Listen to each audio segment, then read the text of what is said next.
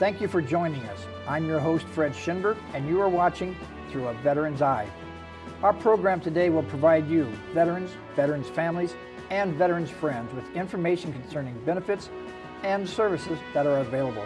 Once again, this program is our way of saying thanks for all you as veterans have done for this great nation. I'll remind you of the telephone number of Maryland's Commitment to Veterans Behavioral Health Services, which is a hotline for veterans and their families needing help with behavioral health issues, as well as many other issues that veterans might encounter. That number is 1-877-770-4801. Welcome home. On our program, we are going to learn more about the Employer Support the Guard Reserve ESGR program, the Jewish War Veterans Organization, and a veteran's veteran.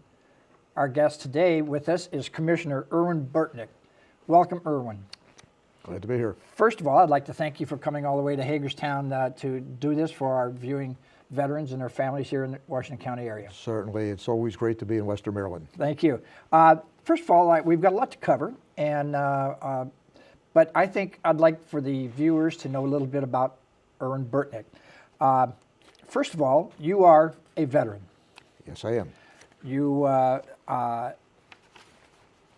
You enlisted, or did you join? I initially enlisted, started as a private E1, and stayed on active duty and in the Maryland Army National Guard and the Army Reserve, and rose to the rank of colonel.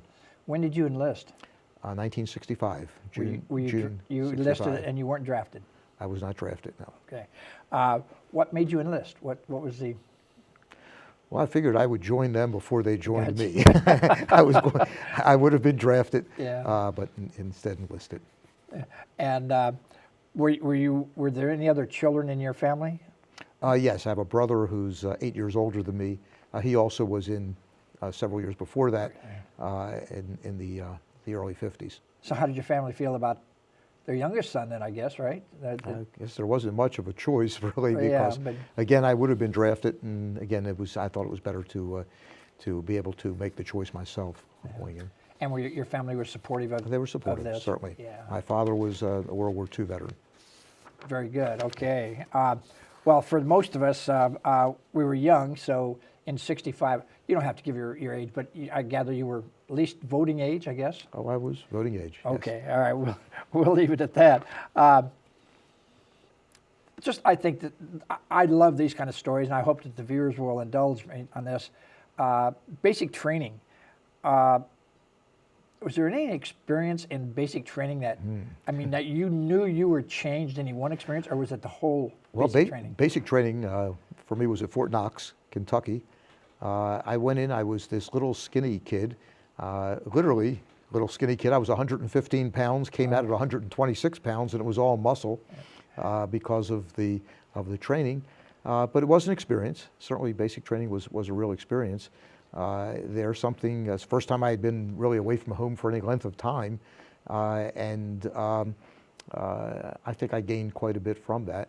And during that time, not only from the training and also from the test scores and of the various tests that I had taken during that time, I decided that it would be best if I became an officer, and ultimately went to officer candidate school.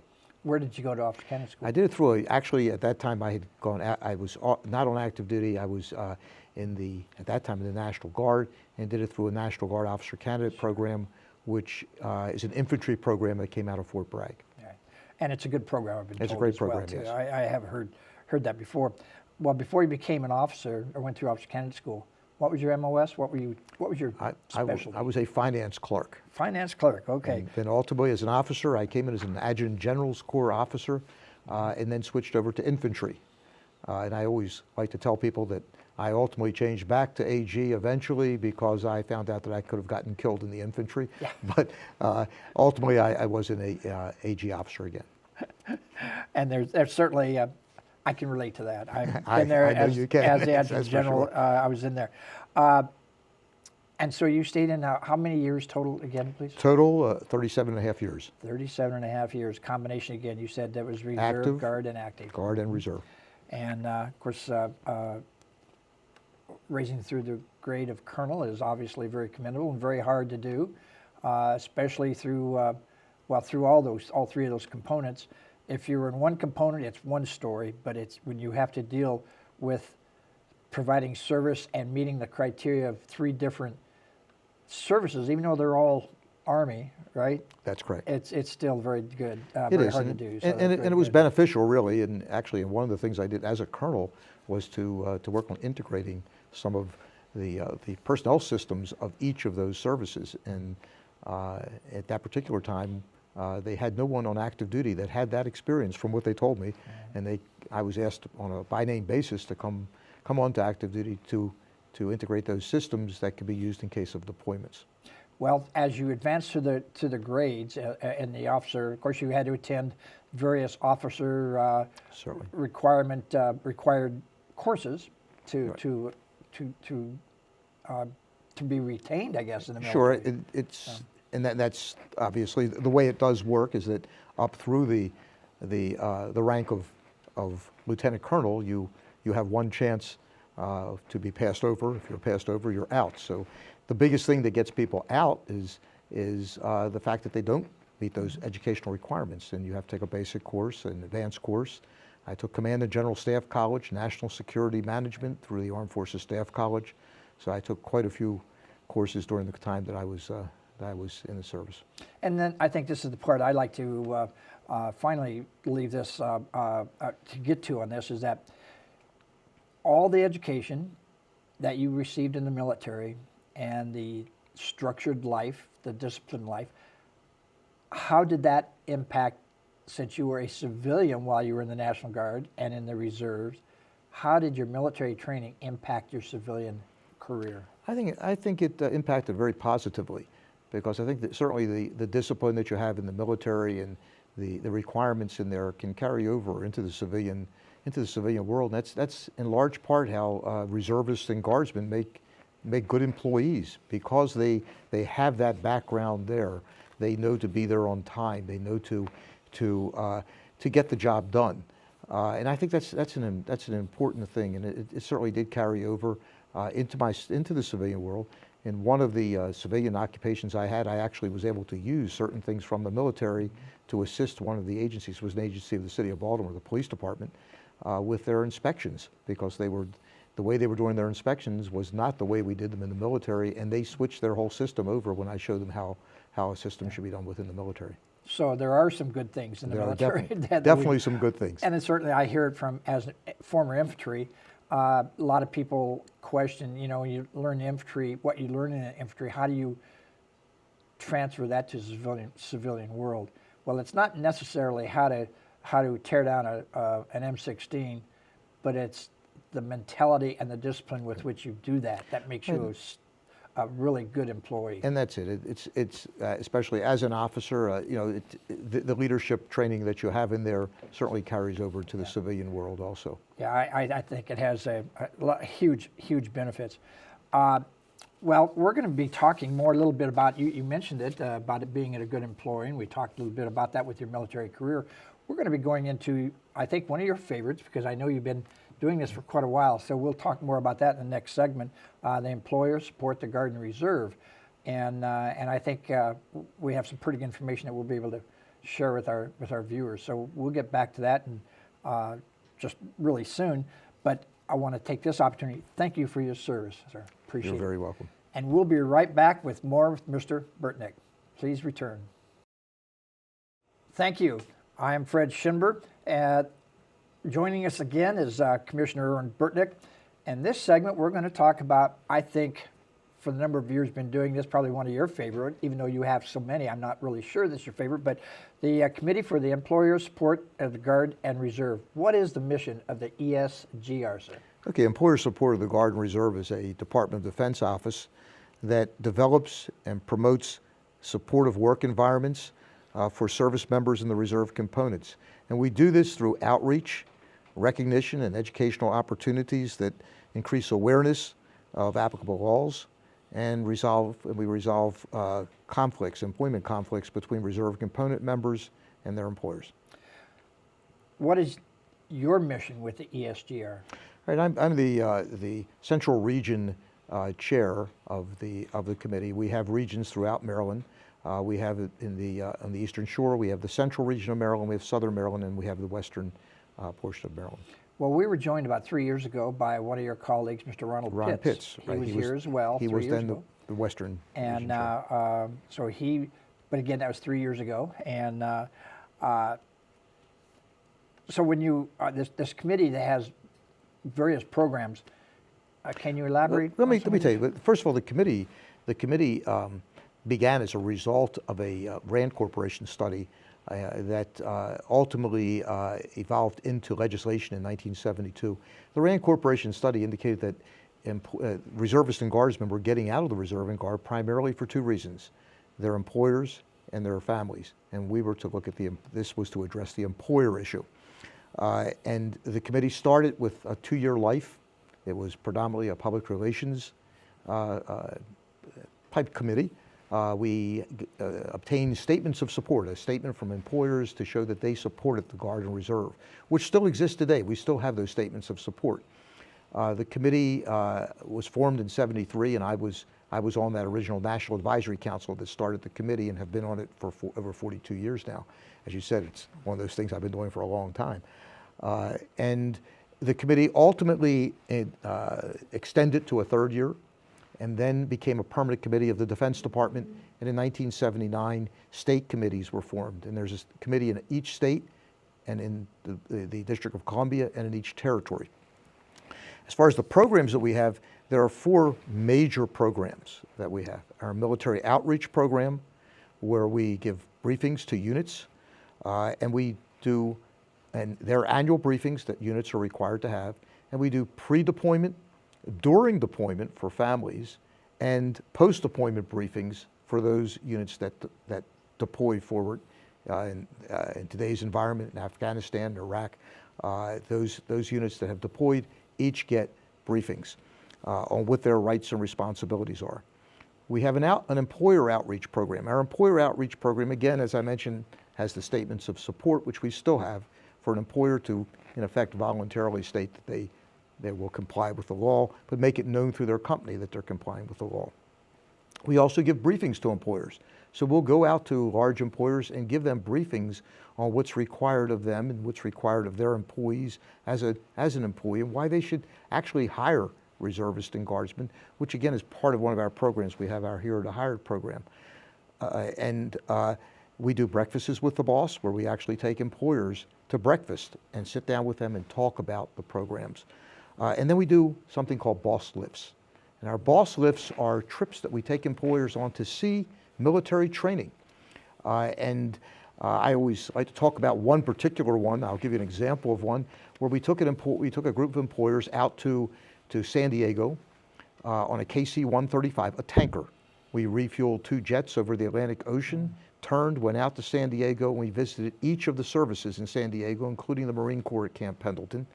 And I always joke that the biggest problem we had was getting our people back on the plane to come back to Baltimore, because no one wanted to come back here, and getting our pilots back from Tijuana because they like to party. Sure. But that's what we do with employers, and we try to show them that reservists and guardsmen aren't just going out and having another vacation. They are part of the total force. The other thing we have is an awards program. And with the awards program and a reservist or guardsman, if they put their employer in for an award, the employer will get an award. They get the Patriotic Employer Award, and they get a pin as a Patriotic Employer to wear. If they do something above what is required by the law, we consider them for the Above and Beyond Awards. And these are done at luncheons for the employers. And the best employers in each state are considered for the Pro Patria Award. That's the highest award in the state. Pro Patria meaning for the country. That's the highest award in this state.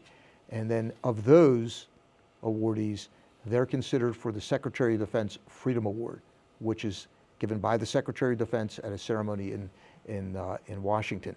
And those are for the best employers in the country. The other program, one of our most important programs that we have, is our Ombudsman program. The Ombudsman program resolves issues between reservists and guardsmen and their employers. We mediate issues between the reservists and guardsmen and their employers, and we do this on an amicable basis with their employer, as opposed to the Labor Department or the U.S. Attorney's Office, which has the hammer. They can come in with an enforcement action. we talk to the employer and attempt to convince them that that there's good reason why they should support that employee. In that area, we deal with the law. And the law is the Uniformed Services Employment and Reemployment Rights Act. And when I started on the committee, we had the Military Selective Service Act of 1965, which was a very small 10-page law that was recodified into the Veterans Reemployment Rights Act, which became USERRA, the Uniformed Services Employment and Reemployment Rights Act. And that is a very voluminous document that helps to protect the reservist in his employment. Yeah, I think that's the one where you go and you speak on behalf and support our military that's in uniform but not on active duty, that are having issues with employers. That's correct. And actually, even if when they go on active duty, USERRA covers them when they're on active duty for a period of up to 5 years of extended active duty. With some of the presidential call-ups, so things like Iraq, Afghanistan, that the 5 years does not toll in that. I actually had someone, I can't go into the details of it, but someone in Western Maryland, in fact, who was on active duty for 10 years. And when he came back, he got his job back. And he got back all the general increases in salary, which the law requires that the person come back with a job of equal status, pay, and benefits. Not necessarily the same job, but if there were increases in pay during that time, then they would get those increases in pay. In this particular instance, the person got somewhere around $20,000 in raises when he came back after 10 years. Very good. Yeah, I think that's a key thing. So many of the guardsmen and reservists that are out there that are having issues with their employer, perhaps they should take a moment and contact Mr. Burtnick or someone from the ESGR. Speaking of that, sir, based on the time available, how can someone get in touch with you? Okay, well, they can contact me. I can actually I'll even give my phone number. They can contact me. Let me give you my cell number. It's 410-336-8920. And if someone would like to volunteer for ESGR, they can contact me or they can contact our office. We have a small paid staff at the National Guard, the 5th Regiment Armory in Baltimore at 410-234-3809. Excellent. We'll have some of those on the screen when this is developed. And employers, can they get more information? Employers can do the same thing. They can contact our office, or an employer can certainly contact me. And we very frequently get requests from employers, and sometimes these requests from employers grow out of some of the other programs, like the Ombudsman program. And one of the examples I had was where I had an Ombudsman case, and the employer realized that they were wrong, and the employer asked us to come in and brief their company, their executive staff. Well, thank you. We'll continue this in the next segment. Thank you very much. We'll be right back. Welcome back. I'm Fred Schinber, Through a Veteran's Eye. I'm joined today by Commissioner Erwin Burtnick. We've been talking about the employee support in the Guard Reserve, and are there any other issues or items that we should finish up before we move on to the next topic? I think as far as employer support, I think we're comfortable with what we were trying to get the message across, that yes. Guardsmen, reservists, it's out there for your benefit. If you have issues with your employer, if you have some concerns about your employees that are guardsmen or reservists, please contact Commissioner Burtnick at the phone number he provided and take care of these issues, because we know everybody can work together on this. Mr. Burtnick, I'd like to talk about the Jewish War Veteran Organization, if we could please. What is a Jewish War Veterans of the USA, and how long has it been in existence? Okay, the Jewish War Veterans is a veteran service organization. Like the other veteran service organizations, it's congressionally chartered. It is the oldest active war veterans organization in the country. It was formed in 1896 as the Hebrew Union Veterans. And it was formed primarily out of rumors that Jews had not served in the Civil War, when they had actually served in a larger number than their percentage of the population on both the North and the South. And the organization started then as, again, the Hebrew Union Veterans Association. After the Spanish-American War, another organization, the Hebrew Veterans of the War with Spain, started, and the two of them merged together and ultimately became the Jewish War Veterans of the USA. Interesting. Now, one kind of shoots off on the other one. Well, what veterans and community activities do the JVW support? Okay, JWV, yes. JWV, thank you, you were sir. close. Wow. We have, through the country, we have service officers, just like the other organizations do. We provide volunteers for VA hospitals and provide donations to VA hospitals. And as an example, most recently, one of the posts in the Baltimore area provided several Staxi Patriot transport chairs. These are $1,500 chairs to the hospital, and they will be providing more of those in the near future. That came from a poppy drive, actually, that was done at Fort Meade. We support legislation that benefits not only veterans, but the military. We also support, one of our programs is to support Boy Scouts and Cub Scouts, and we support the various troops of Boy Scouts and Cub Scouts in the local area and throughout the country. And some of the special projects in Maryland is supporting Little Leagues in Maryland, and also providing, in the case of a hospital in Baltimore, a pediatric hospital, we provide holiday gifts. Once a year we have a Hanukkah party. It's really a holiday party. It's going to be between Hanukkah this year and Christmas, and Mount Washington Pediatric Hospital will be getting a couple hundred gifts. The admission to that party, which we pay all the expenses for, is a gift for a child at the pediatric hospital. That's excellent. Well, I think one of the stories that I remember, recent one, is about a Jewish war veteran that was presented the Medal of Honor. And we don't have enough time to tell the entire story, even though it's worthy of that story. It's great. It is a long story, but share that with us, one of my additional jobs, other than unpaid jobs, other than being the department commander for Maryland, is that I chair the Awards for Valor Committee. And I worked for over 5 years to get William Shemin the Medal of Honor. William Shemin had gotten the Distinguished Service Cross in World War I. He went out, without going into long detail, he went out 3 times over a field 150 yards with enemy machine gun and rifle fire in broad daylight, and rescued 3 separate people, came back and led his platoon, whose leadership had been casualties, led his platoon back to safety over the next 3 days, went back out, and was shot in the head, survived the wound. He got the Distinguished Service Cross for this. And the Distinguished Service Cross had come in the early part of 1918, and they stopped awarding too many Medals of Honor and started awarding Distinguished Service Crosses. Distinguished Service Crosses were given for things like getting a message to the other side. I felt that he warranted the Medal of Honor. His daughter had made the request to us, and I told her 5 years before he received it, and received it on June 2nd this year, that one day we will meet at the White House and he will get his Medal of Honor, and he did. Oh, that's great. What a great story. We don't hear enough of those kinds of stories. Right. Well done, and thank you for staying. Perseverance, I guess, is the name, the key. I understand that the Jewish War Veterans has a museum in the area. Can you tell us about it? In Washington, at 1811 R Street, in the DuPont Circle, Adams Morgan area, co-located with our national headquarters, is the National Museum of American Jewish Military History. And the museum has, the first floor has a very interactive, it's a very interactive museum. In the lower floor, we have our Hall of Heroes.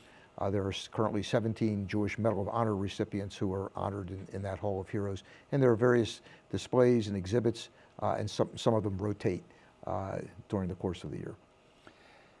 What are the requirements for membership in your organization? Membership in the Jewish War Veterans is open to those who served, for active membership, for those who served during a time that the country was at war.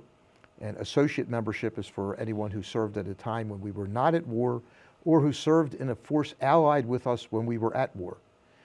We also have patrons. And for the members, the active and associate members, of course, they must be Jewish. Patrons can be anyone who would like to be involved with the Jewish War Veterans. And we have quite a few patrons. One of our more prominent patrons passed away a few years back, but he was he was here in Maryland. He was the past national commander of the Catholic War Veterans. And he was one of our patrons. We also have an auxiliary, ladies auxiliary. And in some areas, the auxiliary is very active in supporting the posts of the Jewish War Veterans. What does your organization have? Post chapters? We have posts, and in Maryland we have around 500 members in Maryland in 7 active posts. primarily in the Baltimore metropolitan area and in Rockville, Silver Spring, Annapolis. And with Annapolis, one of the things that we do, we do a lot of support for the Naval Academy at Annapolis, as we do with all the service academies. I make presentations to each of the graduating Jewish midshipmen at the Jewish Baccalaureate service each year at the Naval Academy, and we sponsor dinners after the Sabbath services on Friday nights. But there's no chapters up this way in Western. No, there isn't. We certainly would like to have a chapter. We attempted to start chapters in a chapter in the Frederick area, and we just couldn't get a sufficient number of people that were willing to take on the responsibilities of. We needed 10 people, and we needed one person to be the commander and one person to be the quartermaster, which is the treasurer. And we certainly would like that. If there's any interest in that, again, contact me. We'll be glad to come up here and get that started. So all they would need to do is like the ESGR and everything, just contact you and they contact me. Tag you're it again.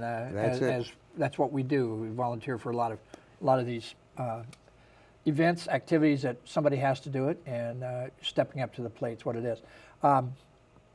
So you said it takes 10 members to form a 10 chapter? members to form a post, and one person who will agree to be commander and one person to be the treasurer of that post. And as long as we have that, we can start another post. And we would certainly love to start a post up here in Western Maryland. But if someone was eligible and interested, they could contact you to join the one in Baltimore. They certainly could join the one one in one of the ones in the Baltimore area, or again, if they want to go down into the Rockville or Silver Spring areas, they can certainly join there.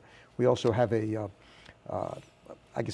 holding post, for lack of another term, where a person does not actually belong to a post, but can belong to the Jewish War Veterans. Well, Commissioner Burtnick, thank you so very much for coming up to Hagerstown. Appreciate your time and the information you provided. Thank you. I am Fred Schinber. Thank you for watching Through a Veteran's Eye.